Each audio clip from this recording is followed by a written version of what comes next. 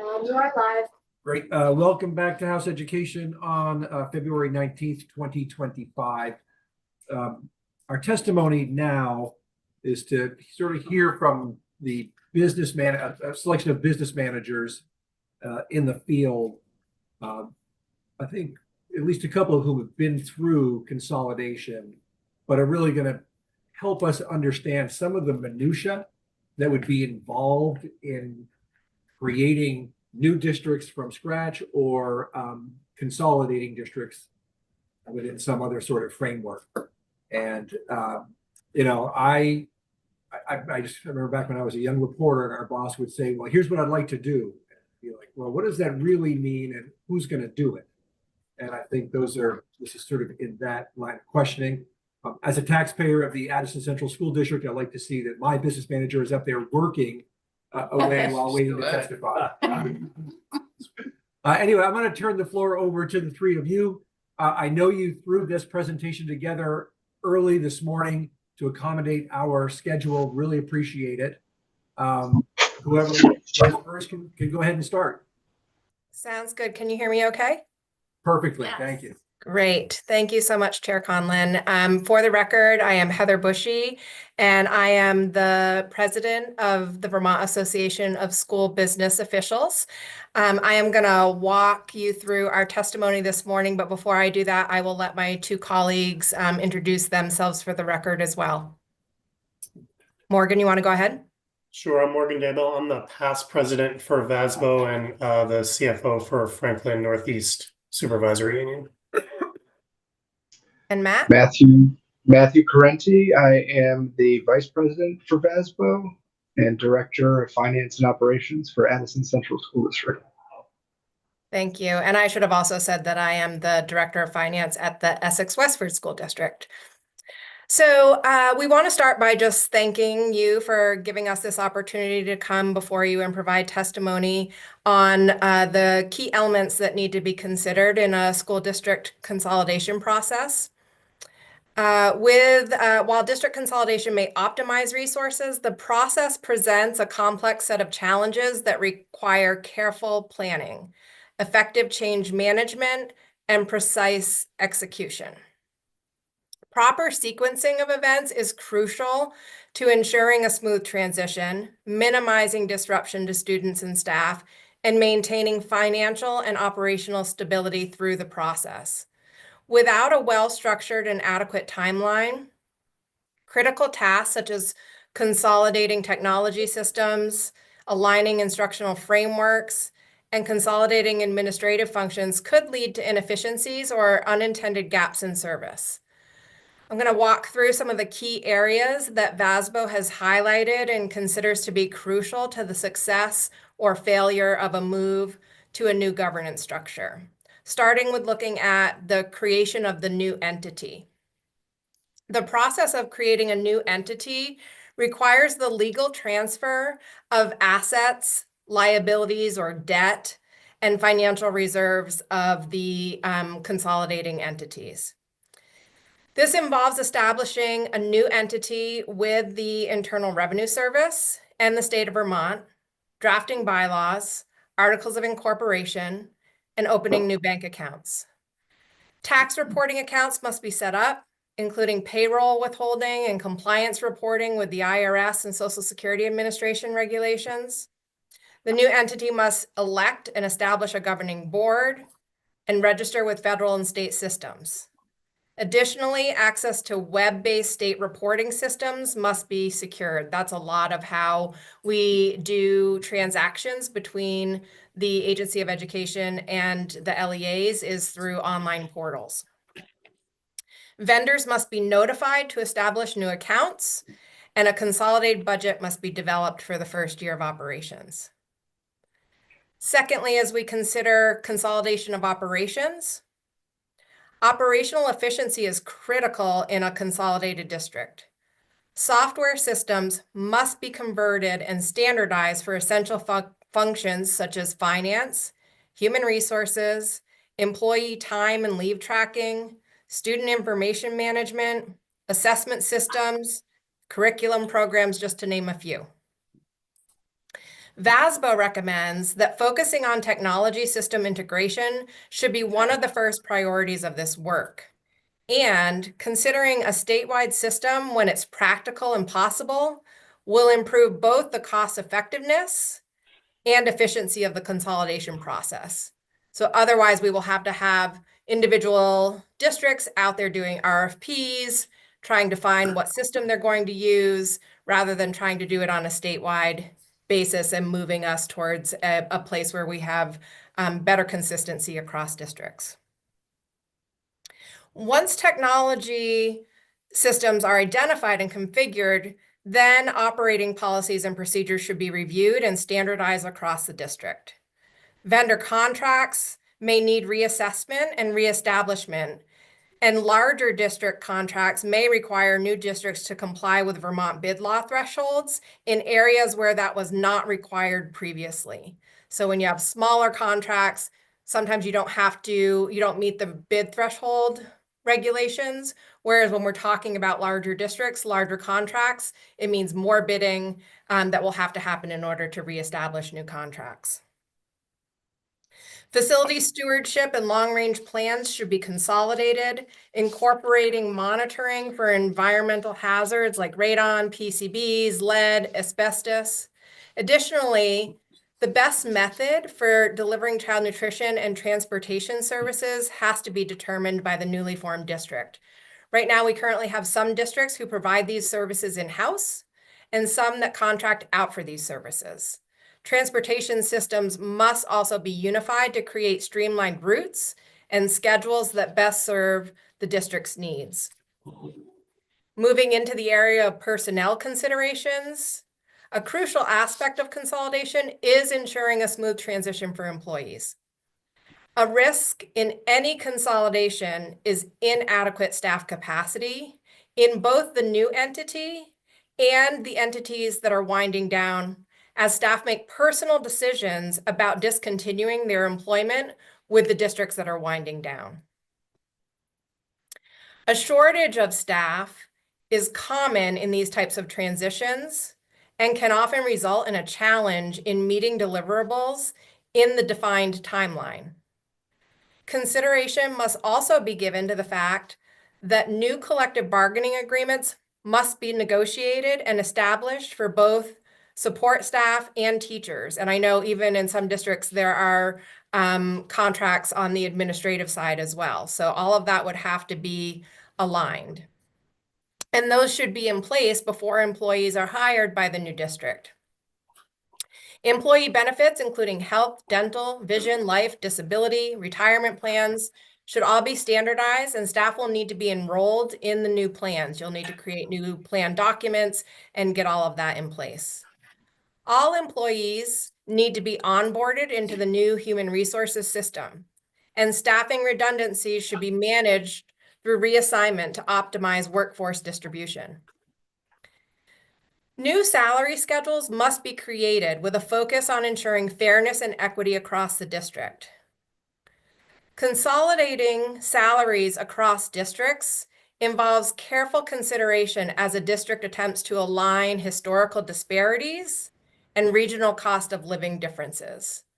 So one of the questions is, as we bring together districts in different regions or counties that have had differences in their average salaries, how are we addressing that? Are we moving everybody up to the max? Are we applying some sort of regionalization? Those all need to be considered. And finally, closing out the old entities. The closure of former districts involves a series of critical financial and administrative steps. All existing bank accounts must be finalized and closed, and final audits must be conducted to ensure compliance and transparency. Financial reports must be completed for all of the grants, Medicaid, and reporting to the Agency of Education.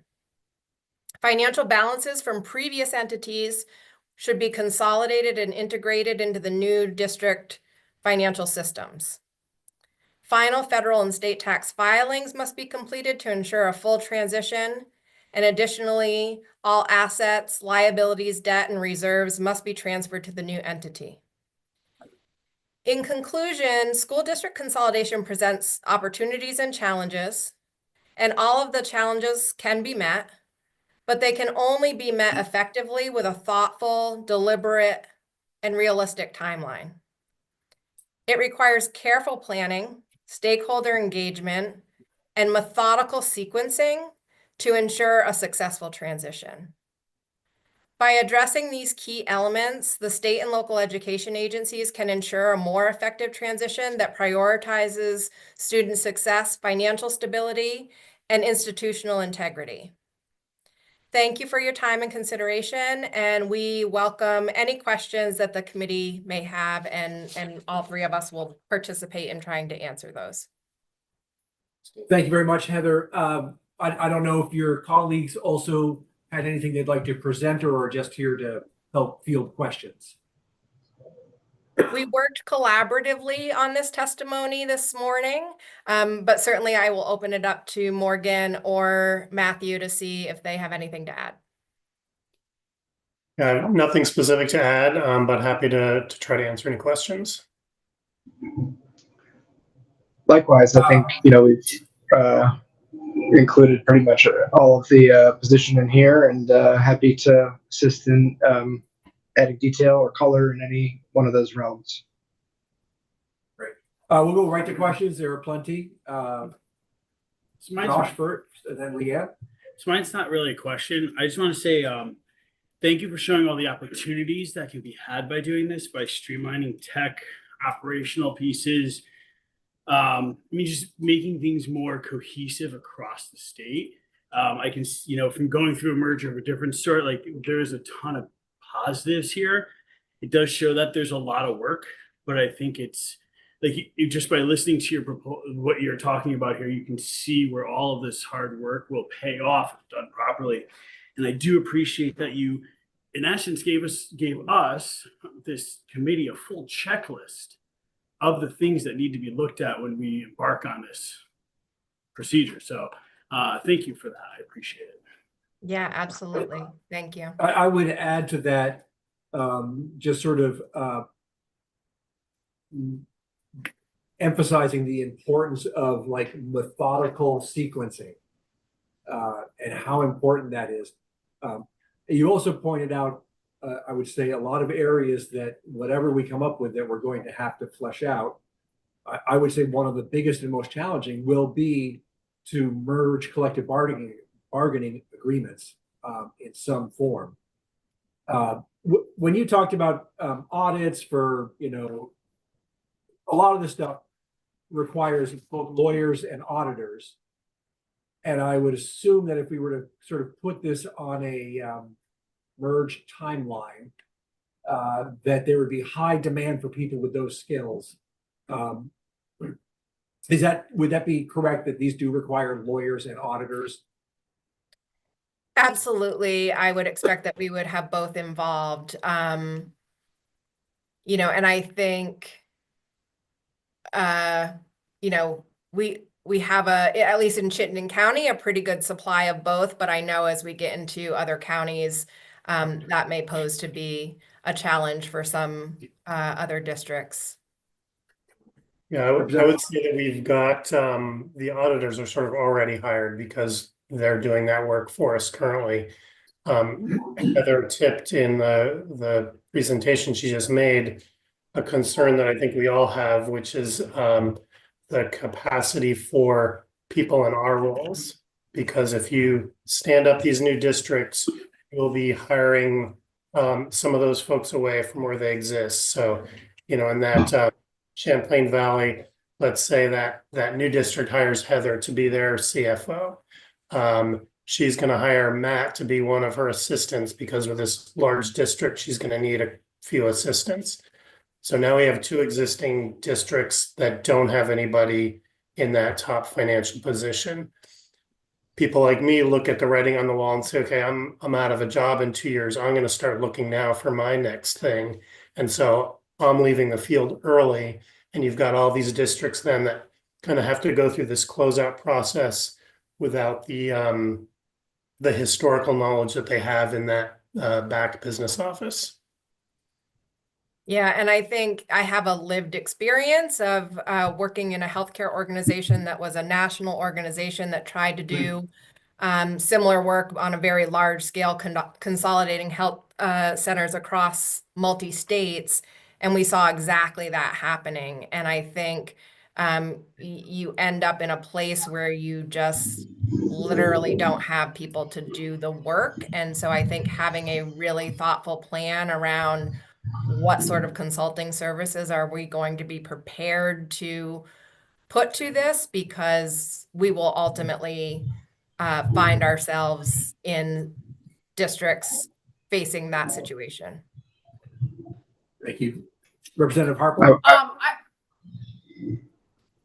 Did I would you just want to add say that it's I think a very good time to be a lawyer in the state, and with all of the existing leases and land use agreements that would need to be dissolved in order to start making progress towards melding, um, as well as some of the non-union and multi-year employment contracts that would need to be adjudicated in order to bring different entities together. That there's going to be a lot of work for legal to dig into on all fronts here. Could you expand on that a little bit, Matt? When you talk about multi-year contracts, I am all of a sudden thinking of like a district might have a 5-year bus contract. And if all of a sudden you're interrupting that in the middle to create a new entity, how does that work? I'm not asking you to answer, but is that like one of the all details? I can speak to the my knowledge of what's going on in ACSD and our communications with Hannaford Career Center, who, as a CTE center, would stand to be melded into a single BOCES, and that Hannaford entity would dissolve. Their articles of incorporation state that should that happen, the debt that they hold would revert to the parent organization, which happens to be ACSD. So all of the debt for the new renovation to the Career Center would have to be navigated, and how that landed with ACSD prior to any of the new districting being put in place, because BOCES for CTE is one of the first steps in the timeline. But on top of that, there are 2 and 3 year employment contracts with employees from the Career Center who could not be collectively bargained because they're non-union, and would need to, after a quick consult with legal, be honored, whether that meant positions in the new organization that was formed as a result of the merger, or a buyout, or some sort of settled solution. Those don't go away, and that would represent another, I think, $1.5 to $2 million of liability, that, because the Career Center would no longer exist as an entity, would fall to ACSD to deal with. I not to be specific to a certain school district, but how can ACSD be Hannaford Career Center's home parent organization when they're an independent CTE? And in fact, some of their real estate isn't even on ACSD property. Yeah, I would have to defer to I think the this is that. another legal Attorney. question. All right, I have now interrupted Leanne several times. Please go right ahead. I'm wondering, under section 3 personnel considerations, if you just had some, maybe this is more than we can ask for, but some idea of why employees who choose to leave the district, if this consolidation happens, why they choose to leave, or so that maybe we could put in place things that would encourage more people to stay. Yeah, I mean, I would say the first thing is fear of not having a job at the end of it. And I think one of the traditional things to do is to give people stay bonuses. And in my experience, have found that those don't always do anything for you, because when people are faced with, I get a bonus, or I get a permanent job moving forward that I know will be there for me long term, they choose the permanent job. And so I haven't seen other things employed, other than those stay bonuses. I don't know if my colleagues have any other things that they have experienced in practice on how to address that, but I just haven't seen it successfully addressed, quite honestly. Representative Brady. I appreciate the sequencing of some things here and calling out of, what some of the technology integration pieces needing to happen first or very soon. And so I'm wondering if you can just give us, like, each of you in the districts you're in now, how big your district is, what you're using for financial, for an accounts system now and a student information system now. I'm just totally curious if the three of those are even common. And if you could talk a little bit about what it would mean to transition to a different one. Sure. In Franklin Northeast, we're using eFinance for a financial system, which is the program that the state has gone with. We're using another PowerSchool product for our student information system. I want to say it's one that maybe 70% of the state also uses, but I have to check that number. I've gone through 2 financial conversions. We were originally on NEMRIC when I started. We moved to Infinite Visions a few years before the statewide system started to get some traction. So I've been through 2 of those, and they were both year-long processes to make that transition. It was astounding to me how many people hours it took to do that. And that was for setting up 6 different entities. We were an SU with 5 districts at the time. And I'll let Heather and Matt talk about what they have in their districts. Sure. Thanks, Morgan. So Essex Westford has a budget of $100 million and roughly, and we use eFinance as our finance system, and we also use PowerSchool as our student information system. We converted to eFinance for fiscal year 20.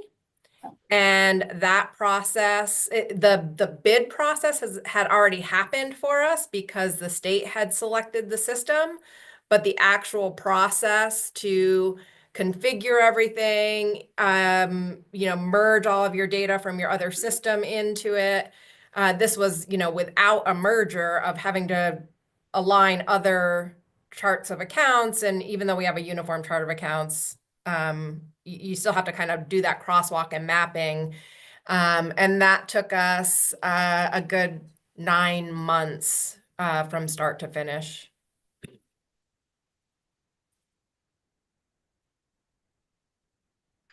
And at Addison Central, we have a budget of about 51 million, serving about 650 students. We're also using eFinance and had been on Infinite Visions before, came onto eFinance with the state contract there. I believe it preceded me, but I believe it was probably in the same fiscal year 20 or 21. And have similar SIS PowerSchool products that we use for our student information systems as well. So, I guess the big question here is that I'm coming up with is how long does this process take? And there's a challenging balance here between taking too long and running into the personnel issues you described, where people are like, I don't know if I'm going to have a job, I'm going to leave now, or whatever it might be. But also allowing enough time to have this sequencing and all of that take place in a thoughtful way that works. Is it 2 years? I mean, 5 years? I think, no, I don't think it's 5 years. I think one of the challenges is sort of talking about how many systems are we looking to convert, right? So having sort of been through this experience before, we were looking at converting multiple systems from a patient information system to a accounting system, an HR system. And you can't do them all at once. It just starts to put too much pressure on the system. You have to be able to train people and make sure that your IT has capacity to be supporting all of these transitions. And so again, I think even with those systems, it's about getting a task force together to be like, okay, let's figure out how are we going to even sequence our systems? What comes first? How do we start to if we had a state directive in advance that said, okay, everyone's going to move to this standard SIS system, we could start that work ahead of time. And then it makes the consolidation when you go to consolidate a little bit easier if you're not having to migrate multiple systems. So I think part of it is how many systems are we looking to migrate? Because I probably couldn't even begin to list all of the softwares and systems that we use on the instructional side. And so we're really here to speak to you about the more operations and administrative side of things. But I also think there's this whole other world that you really don't want us talking about because we're just not expertise in that field around all of the instructional software and, grading systems and alignments and framework changes that need to happen on the instruction side. So I don't think it's 5 years, but it's 2 years would be, I think, really pushing it to have everything up and running and be moving solid. I mean, it took us a year to get on the system and then probably another year before we felt like we knew what we were doing in it, right? It's like you're still learning it. It's brand new. You run into troubleshooting, things aren't working quite right, you're changing things. And so it's not a overnight process for sure. And it More does, than Matt, anything? it seems to me, it ahead. would require dual systems or parallel systems existing at the same time. Do you agree with Yeah, that? I mean, you always want to be doing that. You want to be running a parallel payroll and making sure that, everything that you're converting over is working properly. So, absolutely, if I understood your question correctly, you would want parallel systems. I think that there's, sort of a psychological thing to manage here and how you convince people to stay with an organization through a transition period like this. And I think a big part of that is to convince somebody that, that they have a future within whatever the new framework is, and to introduce that framework very literally, very intentionally, and to say, here are the new positions that on the other side of this work that you're about to do, it's hard work, it's complicated work. Here's kind of where you're going to wind up and what that could look like. Or here's an example where you're not going to have a spot in the new system, and it might be a great time for you to start looking for work elsewhere. It's just the reality of the design, but it will help with the psychology of allowing people to be there, be present in the work, and stay with it as district entities are sunsetting and transitioning into these new things, so that there's follow through, so that there's capacity. I love Morgan's point earlier about this idea that when a business manager or superintendent with a lot of experience in that district goes, a lot of history and the complexity on a district by district basis goes too. There's a lot of that stuff's not written down and it's lived. I believe it was the 4-committee model where we talked about where you all spoke about the historical complexity of Vermont and how hard it is to sometimes operate in our state. And that's something that, the new system's hoping to streamline. I think that in order to create that streamlining, you need the people who know how to do the hard stuff to stick with it and see themselves being part of the future as well. All right. Rep Brady, Rep Long, Rep McCann. Oh, I have 2 questions. Okay, first You get one. one. All right, I'll start with my second one then. Do you know what would happen with a bond? So if a current district has voted a bond, perhaps a large one, for a facilities project, and this probably plays into my lack of depth on the foundation formula, but I'm trying to understand what would happen with that bond. Is there any potential that like a new district would have to revote it? Would it automatically become part of sort of on the books of that new district? Do you have any sense of kind of what happens in that scenario? Yeah, and I can talk about what happened under the recent round of mergers. So we had on one of my new districts, we had 3 towns within our supervisory union that got merged with 1 town from another supervisory union. They all had different amounts of debt, or my 3 towns had different amounts of debt. That all became owned by that new district. The district that we were given from another SU, actually between the time that the process started and the time that we inherited them, quickly went out and did a bond vote for work at their school. So we got the bond vote and the bond proceeds and the bond payments, but none of the work had been done yet. And that also became assumed by that new district. I can't say whether that was a product specifically of Act 46 or not, but there's no revoting that went on. We took on all the assets and all the liabilities of those original districts.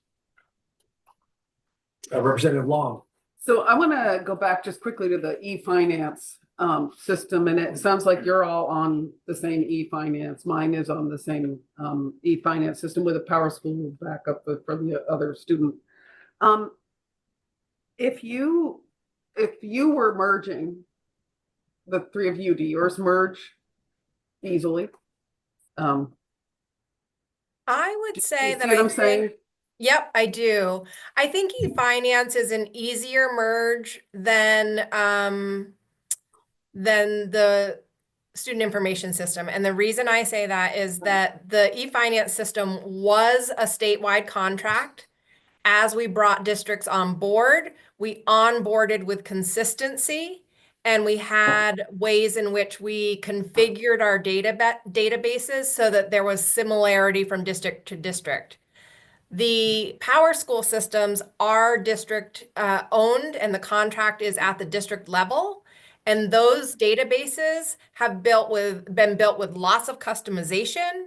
There's not any sort of standard, like the Uniform Chart of Accounts. There's no standard over the student information systems. I think that would be a much heavier lift and not an easy transition. But Morgan, Matt, if you have a different thought on that, please share it. But that's my opinion.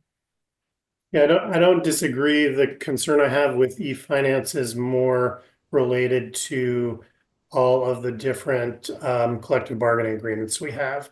And so we've made decisions in setting up our e-finance that we're moving people through it in the payroll system a different way than Heather has as well. So, if you could go back in time and know that this is the direction we were going, I would say a mandatory statewide financial system, a mandatory statewide SIS system, and a statewide collective bargaining agreement.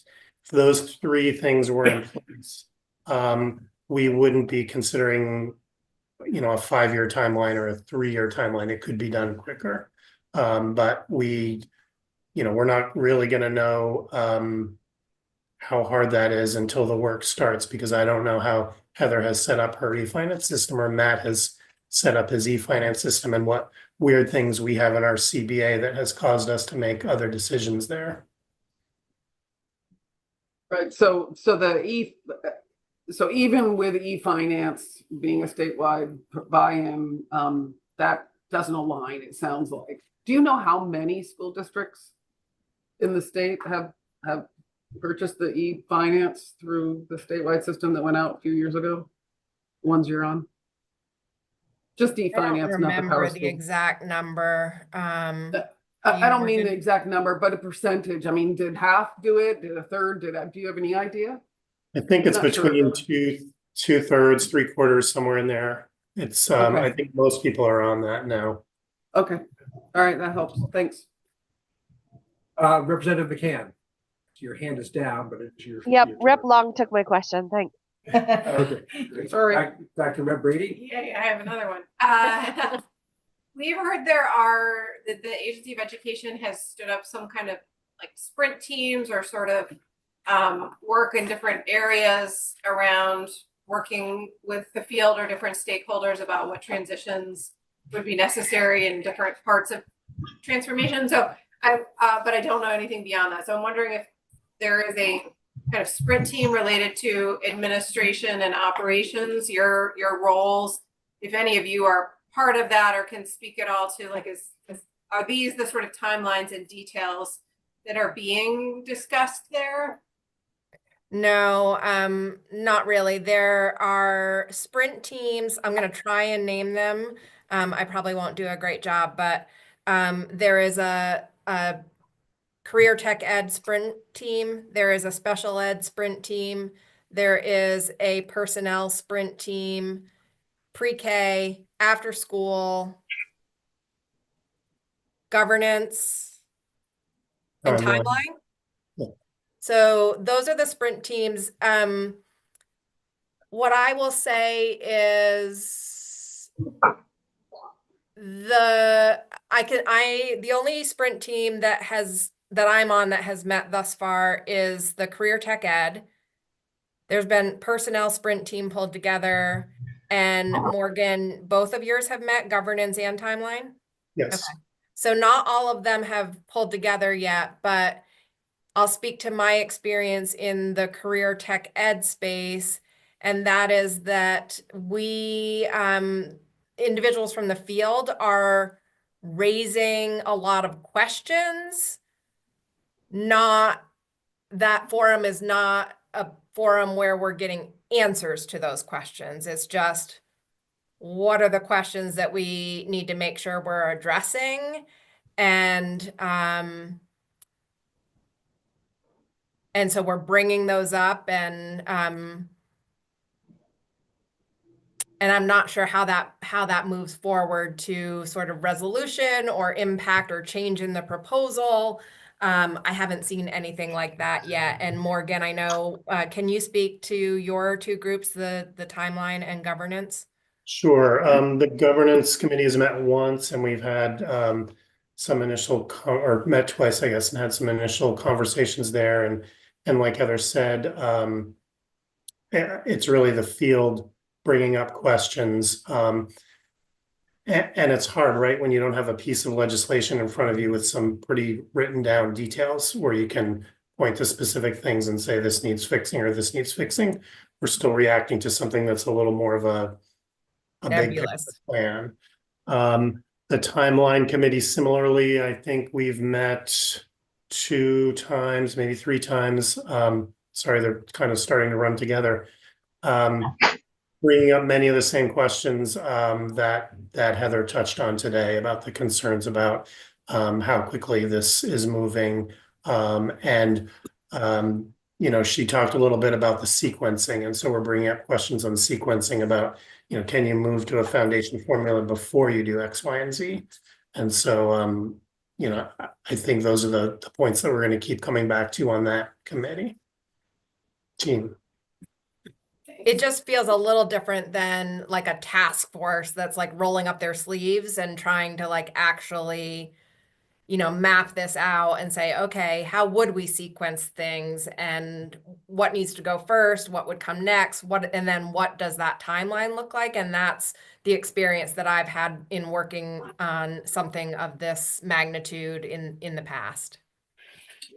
Just that's sort of what we're struggling here with is, are we that task force? And I think that we're still struggling with it, but I think you brought up some really crucial information for us to think about. Anybody along the side there? I might ask, Matt, I think you gave a presentation to your board recently, going maybe a little more granular into some of the small, you know, like what are real estate challenges? What are checking account challenges? What about reserves? I don't know if I'm right in that you gave a presentation recently about this, or was that yeah, I did a little groundwork on it just to mostly help wrap my own brain around it as information was emerging and create some tools that could assist with that. But for starters, I was interested in the unevenness of debt and reserves, and looking at those in the model to see how they would shake out, right? And I think we touched on it a little bit during this session of testimony. There's a gradient of existing debt service in our districts. Merging the districts in any number of configurations would result in that debt and reserve accounts needing to merge, or the state would need to buy out all of the debt that the school districts currently own and reduce that buyout by the amount of existing reserve accounts. I don't know what that price tag is, but I'm guessing even after you deduct what's currently held in reserve for all districts across the state, that it would be a pretty substantial price tag for the state to buy all of the debt that the school districts currently own.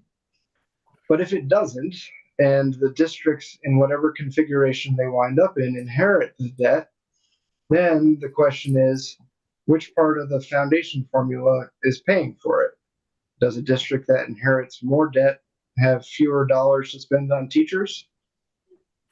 Does a district that inherits less debt get to spend that on educational resources? And how are we going to deal with that gradient and the potential imbalance or inequity that could be generated largely by the history of the districts, right? These are 30-year spending plans in some cases. Some of them might be a year old, some of them might be 20 years old, but the decision making from local voters to approve a bond or to approve the designation of a reserve account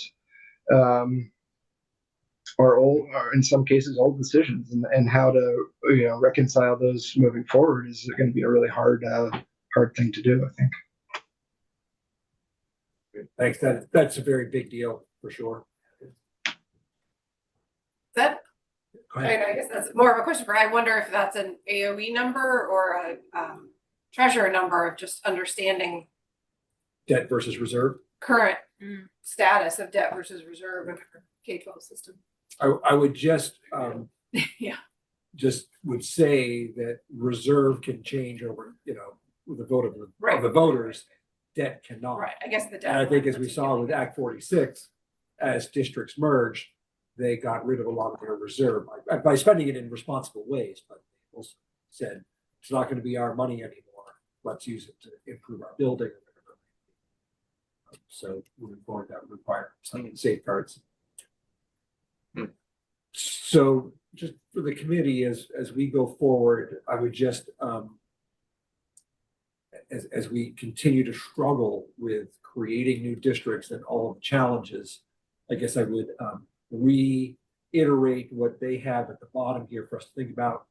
All of the challenges can be met, but they can only be met effectively with a thoughtful, deliberate timeline that requires careful planning, stakeholder engagement, and methodical sequencing to ensure a successful transition. That's on us. So just that's what we really have to be thinking about as we go forward here. All right. Thank you, the three of you very much. Very helpful to us, sort of. And anyway, really. Yeah, we'll leave the rest of it in your hands. Thank you. Thank you. All right, we'll close there. We've got the floor at 3. Let's all move on. Thank you so much again for the opportunity. Appreciate it.